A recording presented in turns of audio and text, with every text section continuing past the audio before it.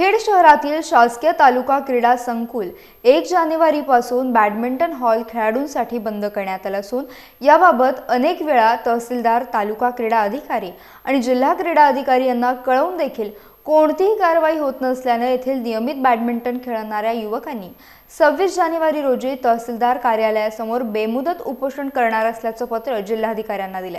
या निवेदनाची प्रत तहसीलदार, उपविभागीय अधिकारी, पोलीस निरीक्षक, जिल्हा क्रीडा अधिकारी आणि तालुका क्रीडा अधिकारी यांना देण्यात आले आहे। आपलं तालुका क्रीडा संघ जे आहे ते 1 जानेवारी 2024 पासून बंद आहे। ते चालू करण्यासंदर्भात आपण माननीय तहसीलदारांकडे चौकशी केली होती, परंतु त्याचा काही आपल्याला उत्तर आलेलं नाही आहे। त्याच्यामुळे आपण उपोषणाचं निवेदन माननीय तहसीलदारांना देण्यात आलेलं आहे।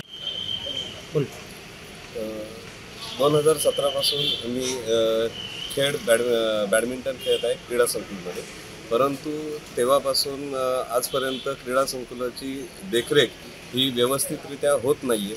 तिथे कोणताही केर कचरा काढला जात नाही आहे। तिथल्या म्हणजे टॉयलेटच्या पाण्याची व्यवस्था नाही आहे, स्वच्छतेची व्यवस्था कुठलीही नाही आहे।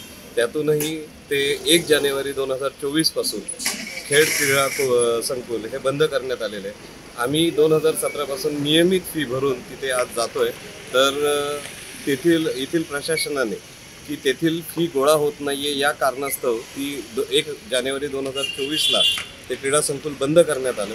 ते अद्यापही चालू झालेलं नाही। आम्ही त्यांना वारंवार या गोष्टीची सूचना केल्या की सर ते कोर्ट आपल्याला चालू करणं गरजेचं आहे, परंतु अद्याप त्यांनी कोणतीही ठोस अशी भूमिका न घेतल्यामुळे आत्ता आम्ही आज म्हणजे 16 तारखेला आम्ही 25 तारखेपर्यंत जर खेड क्रीडा संकुल हे खेळाडूंना चालू करण्यात नाही आलं तर आम्ही 26 जानेवारीला खेड येथील क्रीडाप्रेमी उपोषणास बसणार आहोत।